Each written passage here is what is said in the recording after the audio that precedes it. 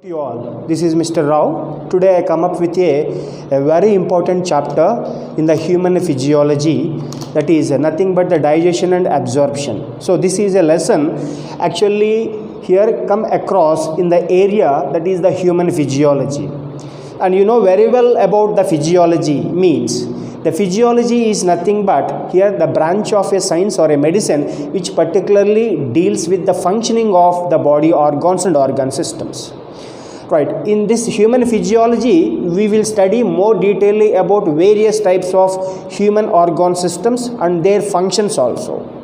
As a part of that, in today's lesson, I'd like to give you the detailed information regarding the human digestion and absorption. In this chapter, we will focus on the anatomy of the digestive system as well as the physiology of a digestive system.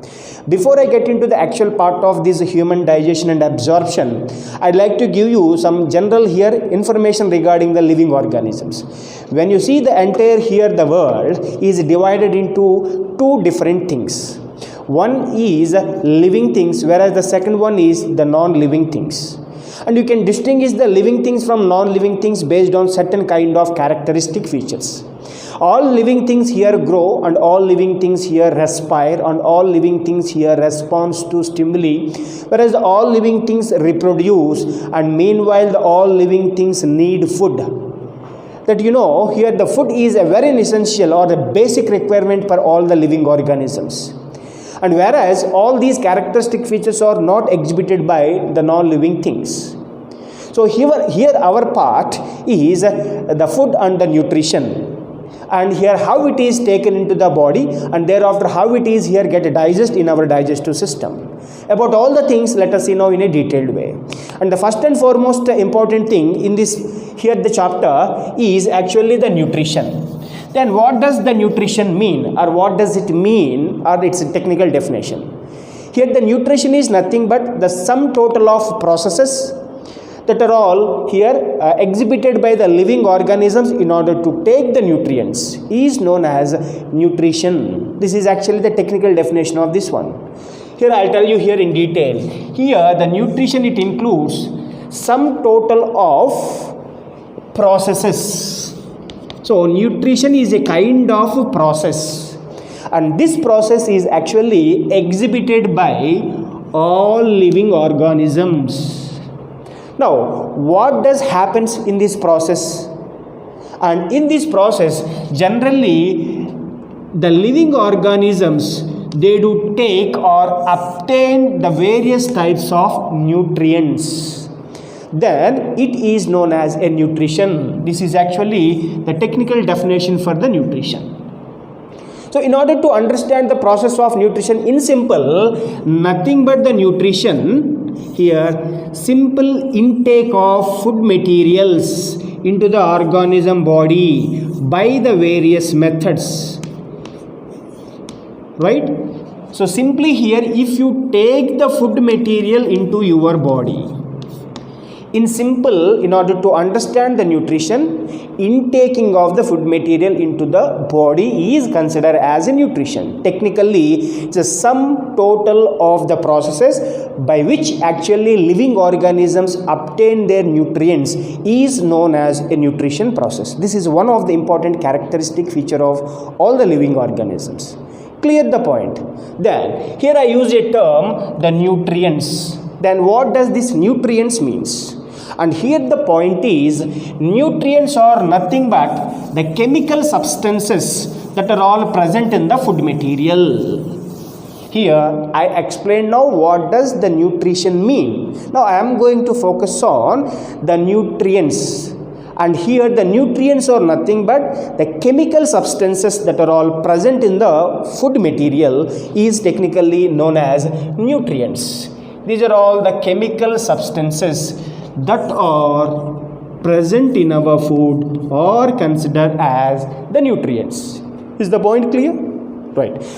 Here I like to give you some of the examples for the nutrients. That means the chemical substances that are present in our food material and that needs our day-to-day here that fulfills our day-to-day activities. Right. One, here the nutrients or carbohydrates is one type of nutrient. whereas the second one is the protein is one type of nutrient, and third one is the fats, right? And along with that we have some more nutrients also, which includes here the vitamins as well as here the minerals. So these are all 5 varieties of nutrients generally that we intake during the nutrition process, and these nutrients plays a vital role in our day-to-day activities as well as the metabolic activities. So carbohydrates, proteins, fats, vitamins as well as minerals are all comes under various types of nutrients that we take in our day-to-day life. Right, coming to these nutrients here, what are the role of these nutrients in our body? Let us see now here.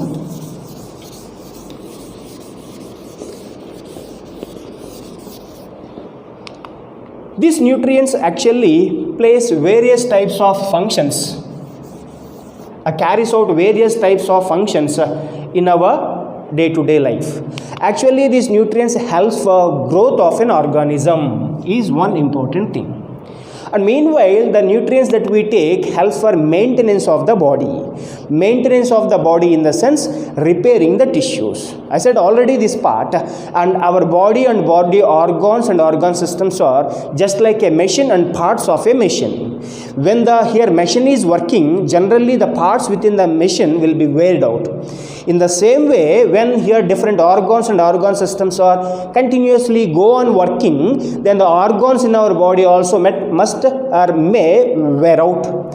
In the same way, here sometimes the tissues may be get damaged. When you met with an accident or something it happens, then generally here the tissue may be get damaged. The nutrient that we take in our body actually helps for repairing the tissue so that the body will be maintained. Just like how you maintain actually the machine by replacing the parts, in the same way by replacing the damaged tissues with the help of the nutrients, actually the body will be maintained. That is one more thing. Not only that, for your survival and carrying out your day-to-day activities, you need lot of energy. Even for production of this energy, the nutrients that helps to us, so the nutrients they do involve in production of energy along with the body maintenance. So this is actually the function of the nutrients in our body. Right. Coming to these nutrients are classified based on the amount how much you take into your body in every day. Right. And this is actually the types of the nutrients I'd like to tell you now. And here based on the amount, here this is actually categorized. You see this on which base? How much amount of nutrients that you take or that your body is required in your day-to-day life. Based on that, these nutrients are categorized into 2 types. One among them is known as macronutrients. See this one, macronutrients is one thing. So what does it indicate? The name itself here telling that here these are the nutrients that required to our body in a large quantity. Point clear? So the nutrients are required to us in a large quantity in our day-to-day life here are known as macronutrients. Whereas our body requires certain kind of nutrients in always micrograms or milligrams. Such a kind of nutrients are altogether known as micronutrients. And the point here it is, these micronutrients required to us always smaller in their quantity. So based on that amount here, as I said, is categorized into these 2 types. Now what are the examples for these macro as well as the micronutrients? When you see the example for these macronutrients, carbohydrates are one of the best example for the macronutrients. What does that mean? Your body requires large amount of carbohydrates every day. Whereas the second important thing is proteins also the best example for this one. So it means your body requires large amount of proteins also in your day-to-day life. Whereas the lipids also there, which are in general we used to call it as the fats. So is the third important macronutrient. So these 3 are the examples for the macronutrients. Whereas coming to the micronutrients, which your body requires always micrograms or milligrams in their amount, are known as the micronutrients. And the example for these micronutrients includes vitamins is one thing, whereas the second one is the minerals. So vitamins and minerals are actually comes under the micronutrients. And here when you check out this one, the carbohydrates, see this one, and here the lipids are known as energy giving food. Energy here giving food. Whereas when you check out here, these proteins are known as body building food.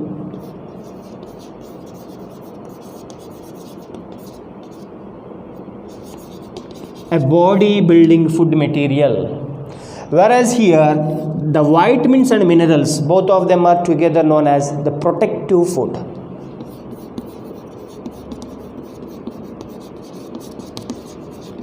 Protective food. Since these two helps us for protecting us from various types of deficiency diseases.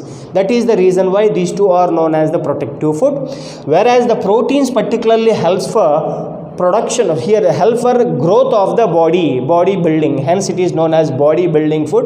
Whereas the carbohydrates and lipids majorly act like a source of the energy, right? That is the reason why the two are known as energy giving food. This is one type of classification of the nutrients based on the amount that you take or consume every day. And another thing is also there based on the chemical nature of these nutrients, and these nutrients are again classified into two more types. Let us see the two types here.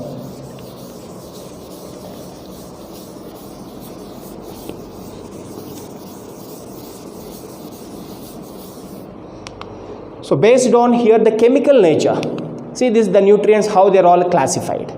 The first one here it is, these nutrients are actually categorized into organic substances as well as the inorganic substances. See this, organic is matter here, whereas the second one is inorganic nutrients. And which base these are all categorized? Their chemical nature. This classification of nutrients is made, right? So what is an organic and what is an inorganic, that you will study more detailedly in your chemistry, right? There you do make a detailed study on this. Now when you see the examples for this organic and inorganic, it is a bit differs from actually earlier that I mentioned, like macro and micro. And here when you see this actually organic nutrients includes the carbohydrates, it includes here the protein, it includes even the lipids. Along with that, it has got even the vitamins also. Actually the vitamins there we studied under the micronutrients, and whereas when you come to this one, this kind of classification like organic and inorganic, vitamins also comes under here the organic nutrients. Then what about the inorganic nutrients then? Coming to the inorganic nutrients, it includes minerals as well as the water. These two are the examples for the inorganic nutrients. This is a one more classification of nutrients based on the chemical nature of the nutrient. Clear? Right. Coming to the next one, as I said here, the food generally it provides us the energy. The food which provides us the energy, and the food it provides the organic materials. For what? So this helps for the growth of the body as well as repair of tissues. I said the repair of tissues, it includes the body maintenance. Clear? So this is the actually the core point or basic objective of the food that you take generally. Clear? And next to this here, water I said. Then what is here the important role of this water? Actually the water it involves in carrying out the metabolic activities. It's one important thing. It carries out the metabolic activities. Then what does this metabolic activities it includes? Metabolic activities in the sense all the biochemical reactions that takes place within the body of an organism together known as a metabolic activities, which includes the catabolic activities like here anabolic activities, all these catabolic and anabolic activities that we will see in the coming sessions in a detailed way. So in order to carry out all the metabolic activities, our body requires here the water is one thing. Not only that, this water, it helps us in protection of the body without dehydrating. So it keeps our body here always in a hydrated condition. So dehydration will not be taken place.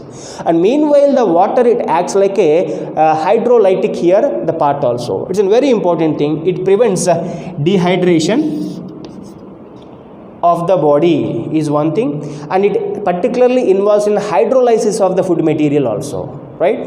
So that is a very important thing. These two are actually the functions of the water that we consume in our food or a diet. Now let us see some more important point related to this.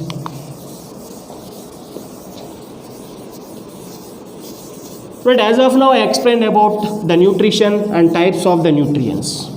Generally, the final destination of any kind of nutrient, it must reach to the cell. Finally, it must reach to the cell. That must be a final destination of all these nutrients. But is it really possible to enter into the cell directly by all these nutrients? Can you see? This is the cell, animal cell, into which actually the nutrients must enter.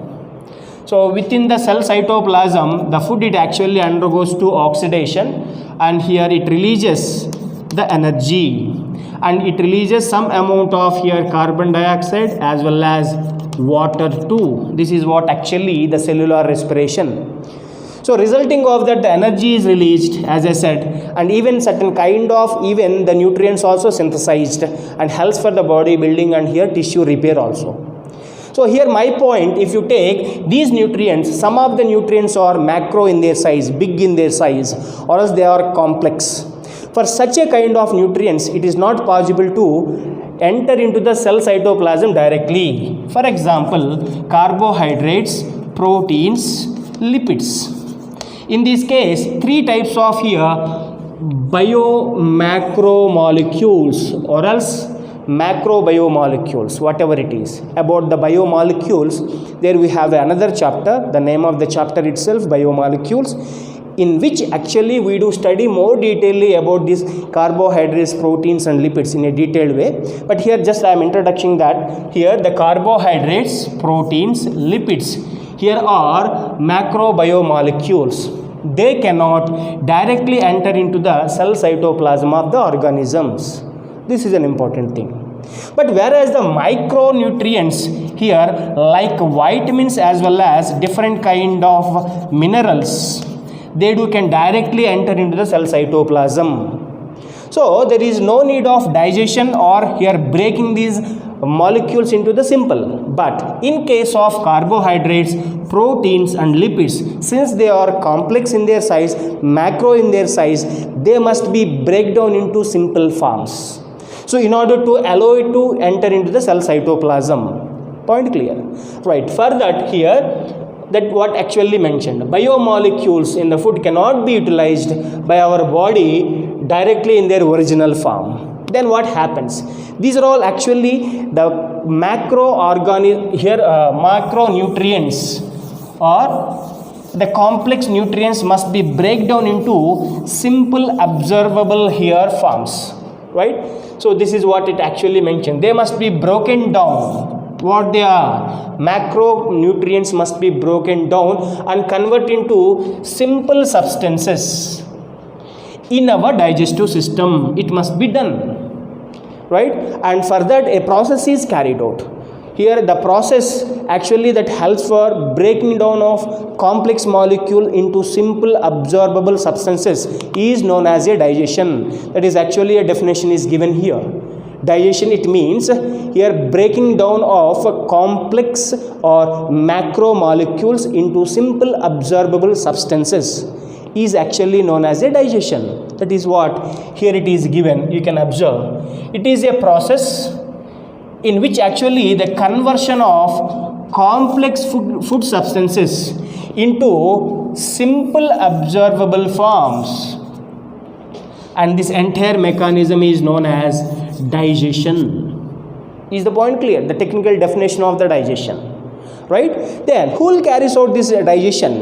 There is a specialized system is there in our body, and this system is known as a digestive system. This digestive system actually helps for digestion of the entire the nutrients. I said digestion means changing of macromolecules into micro, complex molecules into simple, non-diffusible or non-absorbable molecules into absorbable molecules. That's what we call is a digestion process. It is carried out by a specific system in our body, and that system is actually known as digestive system.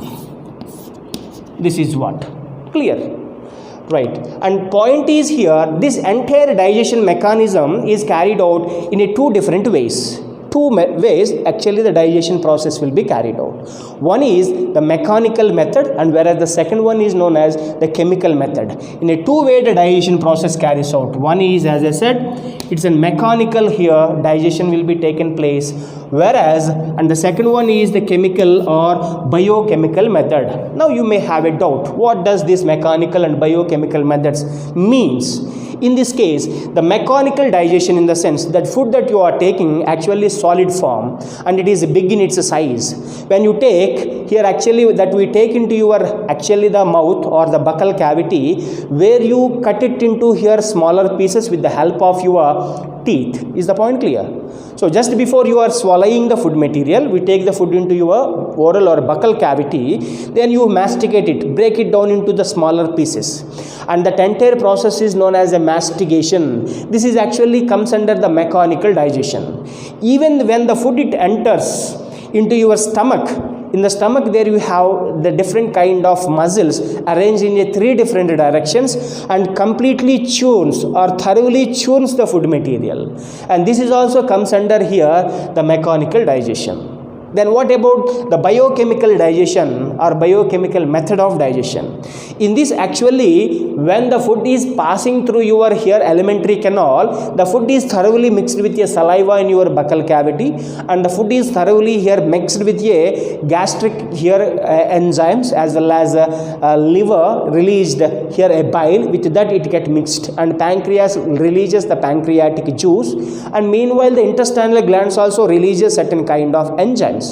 All these are all mixed up with the food material and act on the complex molecules, break them down into simple molecules. This is actually comes under the chemical method of here digestion process. So in this process actually here a certain kind of enzymes are helpful to us. All these enzymes are in their here nature are hydrolytic enzymes. What does this hydrolytic in the sense? Among the complex molecules, as said here the nutrients are the complex, and they're all here have got the hydrogen bonds among them. So that by breaking the hydrogen bonds and the macromolecules are made it into the simple molecules. That entire process is known as hydrolysis. Hydro means hydrogen bonds, or it represents a water. With the help of water, these enzymes carry out that function. So hydrolytic, lysis means breakdown, enzymes. So all the digestive enzymes, it is an important point, bit, are hydrolytic enzymes. And coming to the next one here, then this actually when you are masticating, the food material is get thoroughly mixed with your saliva in your digestive system. And here that particularly your buccal cavity. Thereafter the hard part, surface of your teeth actually helps for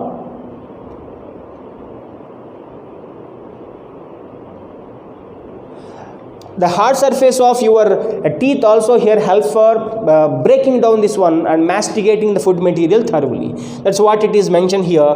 The teeth as well as the tongue present in your oral or buccal cavity actually helps for mastication of the food material by mixing with your saliva.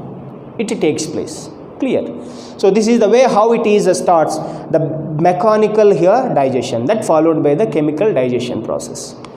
And next to this, when you see the entire digestive system, this digestive system has got the two important parts.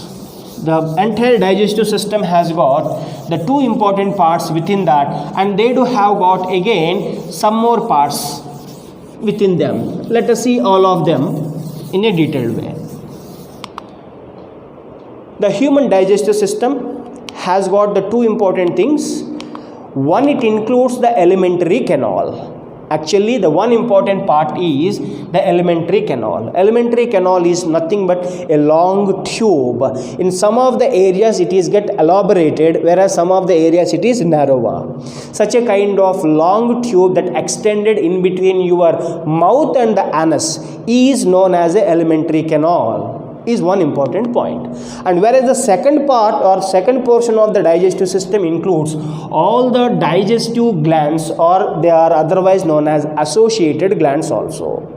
As I said just now, here the alimentary canal is nothing but a long tube, and this tube is connected with a various types of glands, so that they are known as associated glands, and these glands releases certain kind of enzymes which actually here help for the chemical digestion of the digestive here the materials, chemical digestion of the food materials, right? This is one thing, right? Let us see now the parts of the alimentary canal. The alimentary canal begin with a mouth, is the beginning part or the first part of the alimentary canal. Later on, this mouth is get opens into actually buccal cavity or oral cavity. This is a part actually present in your digestive system. Where the food is thoroughly masticated is your buccal cavity, and the point here it is the buccal cavity is otherwise known as oral cavity also. Oral cavity. Whereas coming to the next one, buccal cavity later on get opens into here the pharynx. This is the another important part. The pharynx is actually known as the junction of respiratory system as well as digestive system, where the digestive as well as the respiratory system meets. That particular point or junction is known as the pharynx, is an important bit. Next, the pharynx it get opens into esophagus, a long tube that passes through your neck and thoracic cavity and finally enter into the stomach. So at its anterior end, the esophagus opens into pharynx. At the posterior end, the esophagus it opens into the stomach. In general, this esophagus is known as food pipe.